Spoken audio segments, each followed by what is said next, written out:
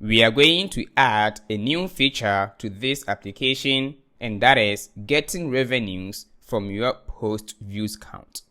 And I call it as earnings from your views. The purpose for this is that we want to rank the creators based on the number of views that your post is going to get. By the end of this, you can extend this project where you're going to pay the creators with real money. And also, you can base on this to implement what is called affiliate marketing. With this one being said, let's get into it. How it's going to work. So, first of all, let's look at the model. On the post, we have what is called this month earnings and then the total earnings. So how is it going to work? To calculate the earnings, and remember, we are going to calculate it at the end of every month, which means that we are not going to create any controller, but instead, we are going to create a function.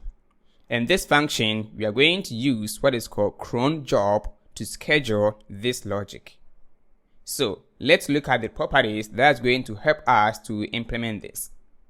We have the next earning date, and then this month earning date, and then the total earnings. Let's add a new property called last calculated views count. And by default, we're going to use 0 as type. It's going to be a number, and default, we're going to use 0 and then comma here.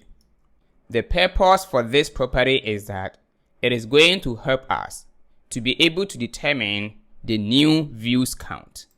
Let me show you something here. Let's say that we have a post by name post A. And on that, we're going to see the views count. Let's say this month, it got 20 views. And then at the end of the month, we are going to calculate the total views and then create the earnings. Let's say that next month, the same post got 10 more views, becoming 30 views. If you want to calculate the revenues from these views, remember, we have the previous month which has been paid already. So for this one, we have to find the differences between these two. So here, the new views will be 10, and this is what we are going to pay.